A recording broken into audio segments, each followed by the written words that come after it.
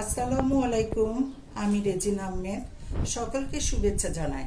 আশা করি আপনারা সকলেই ভালো আছেন। এখন তৈরি করছি আমের টক ঝালের আচার। এই আচারটা রোদে দিয়ে বানাতে হয়।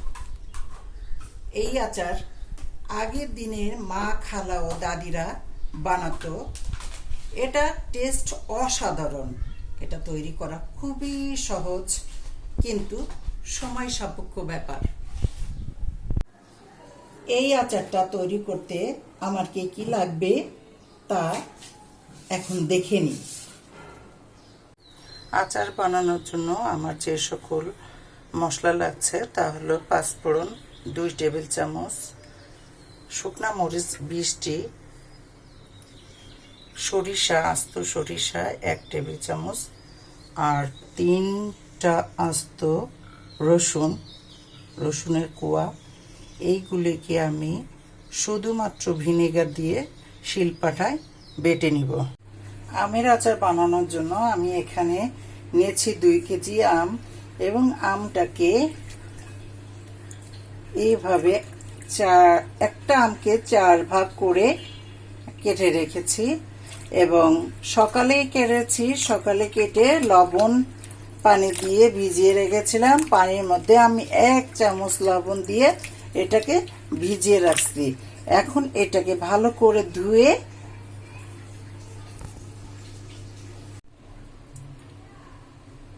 পানি ঝরাতে রেখেছি। আমি আমগুলোকে ভালো করে ধুয়ে পানি ঝরার জন্য রেখেছি। এবার একটি পাত্রে 1/2 কাপ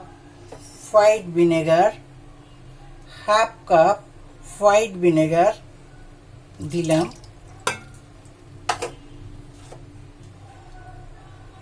2 টেবিল চামচ লবণ দিব।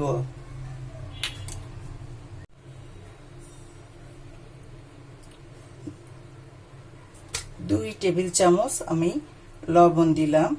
এবার আমটাকে এই লবণ আর হোয়াইট ভিনেগারের মধ্যে ভালো করে মাখিয়ে সারা রাতের জন্য ঢেকে রেখে দিব। এবার এটাকে আমি ভালো করে মাখাবো, সব পাশে যেন ভিনেগার এবং লবণ লাগে। তারপর আমি ঢেকে রেখে দিব। আমটাকে আমি ভালোভাবে উল্টিয়ে পাল্টিয়ে ভিনেগার এবং লবণ মাখিয়ে এবার আমি ঢাকনা দিয়ে ঢেকে রাখবো। অবশ্যই এটা মাটির পাতিল হলে বেশি ভালো হতো, তবে শহরে তো মাটির পাতিল পাওয়াটাই দুষ্কর। তো আমার কাছে এই পাত্রে আমি সারা রাতের জন্য এভাবে মাখিয়ে রাখবো। 12 ঘন্টার মতো আমি আম এবং লবণ সিরকা দিয়ে ভিজিয়ে রেখেছিলাম। এবার ঢাকনাটা উঁচু করে এইটাকে আমি এখন একটা পাত্রে ঢেলে পানি ছাঁকতে দিব। সিরকাটা পানি ঝরানোর জন্য পাত্রে রাখবো।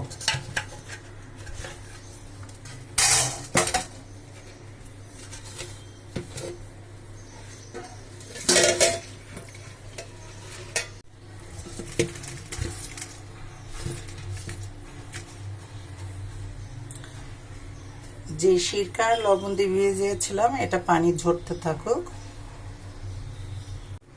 হয়ে গেল আমার 5 ফোড়ন, রসুন, সরিষা, শুকনো মরিচ একসাথে বেটে ফেলেছি।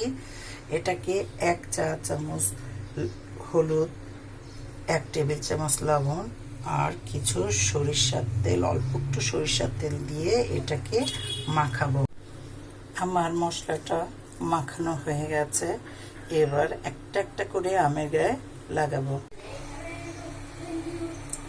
এই মশলা মাখানো আমগুলো মধ্যে একটু পানি পানি ভাব আছে, এই জন্য এটাকে আমি 2টা রোদে শুকাবো। 2 দিনের জন্য রোদে পানি ভাবটা শুকিয়ে গেলে আমি উঠিয়ে ফেলবো। আমি কিছু মশলা তৈরি করার জন্য একটা ফ্রাই প্যান চুলায় দিলাম। আমার ফ্রাই প্যান গরম হয়ে গেছে। আমি 1 প্যাকেট 5 ফোড়ন এটা ভেজে নিব।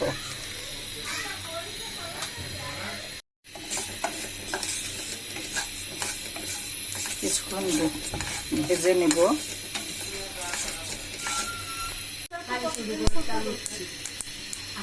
এমনটি যখন একটু ফোটা শব্দ হবে তখন আমার পাঁচফোড়ন ভাজা হয়ে গেছে।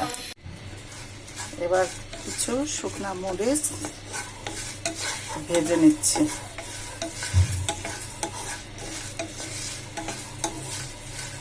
এভাবে কিছুক্ষণ ভাজব। আস্তে জ্বালিয়ে আমি শুকনা মরিচগুলোকে টেনে নিলাম। আমার শুকনা মরিচ হয়ে গেছে। এবার জালটা বন্ধ করে দিব।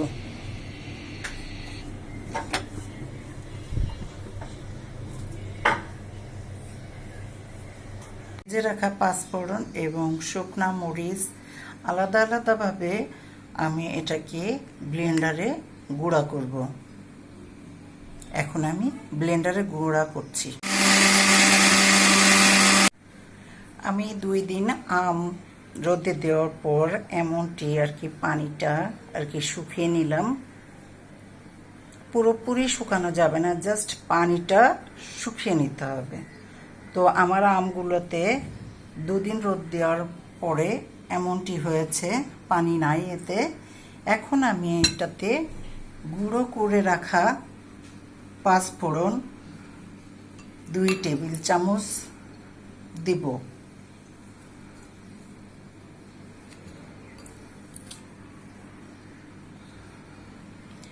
আগেও যেহেতু পাঁচফোড়ন বেটে দিয়েছিলাম, এখন গুঁড়ো করা পাঁচফোড়ন আমি 2 টেবিল চামচ দিচ্ছি। ঝাল বাটা দিয়েছিলাম, মানে শুকনো মরিচ বাটা দিয়েছিলাম। এখন আমার পরিবার কাঁচা শুকনো মরিচ দিচ্ছি।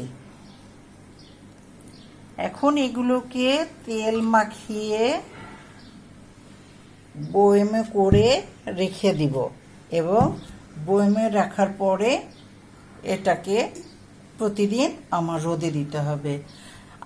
আমি ছোট ছোট বয়মে দিচ্ছি রোদে নাড়ার সুবিধার জন্য, রোদে দেওয়ার সুবিধার জন্য আমি ছোট ছোট বয়মে রাখবো। এবার তেল দিয়ে দিচ্ছি। অল্প তেল দেওয়ার পর এটাকে ভালোভাবে আমি উল্টে পাল্টিয়ে নাড়িয়ে দেব, যাতে সব পাশে মশলাগুলো লেগে যায়। আমি এটাকে মাখাচ্ছি। আমার সব পাশে মশলাগুলো তেল দিয়ে মাখানো হয়ে গেল। এবার পাত্রে রাখার পালা। আমগুলি আমি কাচের পাত্রে রেখেছি, কারণ আচার সাধারণত কাচের পাত্রেই রাখতে হয়। কাচের পাত্রে রাখলে আম ভালো থাকে এবং স্বাদটাও ভালো থাকে। এখন এই আমগুলির মধ্যে আমি তেল দিয়ে ডুবিয়ে রাখবো। তেল ঢালছি। এই আমের আচারে তেল অবশ্যই আম ডুবিয়ে দিতে হবে। আমি আম ডুবিয়ে তেল দিয়েছি, তবে তেল দেওয়ার সময় লক্ষ্য রাখতে হবে যে সম্পূর্ণ বয়ামটা ভরে তেল দেওয়া যাবে না, কিছুটা খালি রাখতে হবে। কিছুটা আমি খালি রেখেছি, তবে আমগুলো ডুবিয়ে দিয়েছি। রোদে দেওয়ার পর এই আমগুলো থেকে তেলগুলো গরম হয়ে আম এবং তেল একটু বুদবুদ হয়ে খুলে যাবে, সেই জন্য একটু জায়গা খালি রাখতে হয়। এই আম নিয়মিত আমরা রোদে দিলে আমগুলি আস্তে আস্তে নরম হয়ে যাবে। এই টক ঝালের আচারটা তৈরি করার পর সাথে সাথে খাওয়া যায় না। কিছুদিন নিয়মিত রোদে দেওয়ার পর আস্তে আস্তে আমগুলি নরম হয়ে যাবে। তখন বুঝতে পারবেন যে এই আমগুলি খাওয়ার উপযোগী হয়ে আছে। এই টক ঝালের আচারটা দিয়ে ঝালমুড়ি মাখা থেকে শুরু করে খিচুড়ি ভাত, সাদা ভাত, মাংস ভাত, সবজি দিয়ে ভাত, ডাল ভাত সব ধরনের খাবারের সাথে খাওয়া যায় এবং স্বাদটা অনেক গুণ বেড়ে যায়। আচারটা যেহেতু আমাকে রোদে দিতে হবে, এই আচারটার মধ্যে যেন কোনো মশা মাছি, ময়লা আবর্জনা, ধুলোবালি যেন না পড়ে, সেই জন্য পাতলা কাপড় দিয়ে আমাকে ঢেকে রাবার দিয়ে আটকে দিতে হবে। আমার কাছে টাকার রাবার ছিল না বলে এই ধরনের রাবার দিয়ে আটকে দিব আমি। আপনারা সুতা দিয়ে বেঁধে দিতে পারেন অথবা টাকার রাবার দিয়েও বেঁধে দিতে পারেন। আমি বোতলের মুখ এভাবে পাতলা কাপড় দিয়ে রাবার দিয়ে বেঁধে দিয়েছি। আপনারা আপনাদের পছন্দ মতো রাবার, সুতা অথবা টাকার রাবার দিয়ে বেঁধে দিতে পারবেন। আমগুলির মধ্যে আমার তেল দিয়ে ডুবানো হয়ে গেল। এখন আমি মুখ আটকিয়ে এটা প্রতিদিন আমাকে রোদে দিতে হবে। প্রতিদিন অন্তত 3 মাস রোদে দেওয়ার পর এটা খাওয়ার উপযোগী হবে। এটা ফ্রিজে রাখার কোনো প্রয়োজন নেই। তবে হ্যাঁ, মাখানোর সময় লবণটা চেখে নেবেন। লবণটা স্বাদ বুঝে, প্রয়োজনে লাগলে লবণ আলাদা ভেজে সেই ভাজা লবণ দেওয়া যাবে।